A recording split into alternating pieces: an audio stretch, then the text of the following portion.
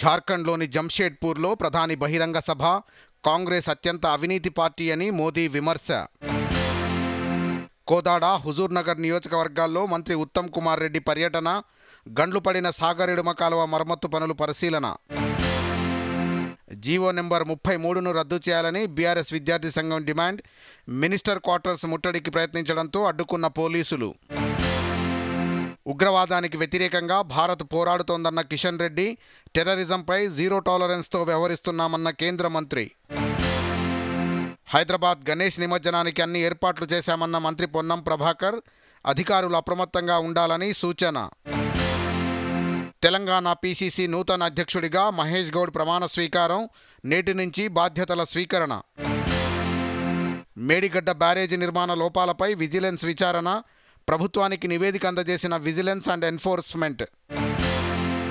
ఖైరతాబాద్ గణేశుణ్ణి దర్శించుకున్న హర్యానా గవర్నర్, బండారు దత్తాత్రేయను సన్మానించిన ఉత్సవ కమిటీ.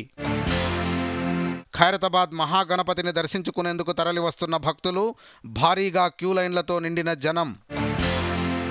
వరంగల్లో రేపు ఎల్లుండి ట్రాఫిక్ ఆంక్షలు, నిమజ్జనానికి విగ్రహాలను తరలించే మార్గాల్లో వాహనాల రాకపోకల రద్దు. నేడు దూరదర్శన్ 65వ వార్షికోత్సవం.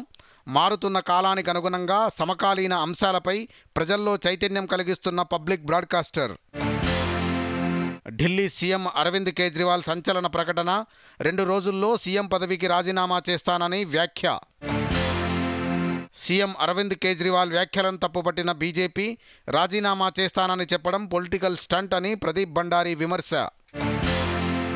నేడు మహారాష్ట్రలో జగదీప్ ధన్కర్ పర్యటన, నాగపూర్లో రామ్దేవ్ బాబా వర్సిటీలో డిజిటల్ టవర్ ప్రారంభించనున్న ఉపరాష్ట్రపతి.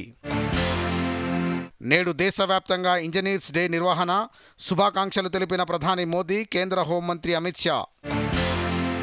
తెలుగు రాష్ట్రాలకు రేపటి నుంచి అందుబాటులోకి రానున్న మరో 2 వందే భారత్ రైళ్లు, అహ్మదాబాద్ నుంచి వర్చువల్గా ప్రారంభించనున్న ప్రధాని మోదీ. ఉత్తరప్రదేశ్లోని మీరట్లో కుప్పకూలిన 3 అంతస్తుల భవనం, ప్రమాదంలో 10 మంది దుర్మరణం. మయన్మార్ను ముంచెత్తిన భారీ వరదలు, యాగీ తుఫాను కారణంగా 74 మంది మృతి.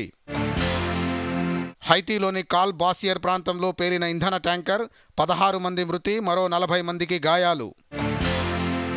బంగ్లాదేశ్కు సమీపంలో ఏర్పడిన అల్పపీడనం, ఉత్తరాది రాష్ట్రాల్లో భారీ వర్షాలు కురుస్తాయని అలర్ట్, తెలంగాణ, ఏపీలో మోస్తరు వర్షాలకు అవకాశం.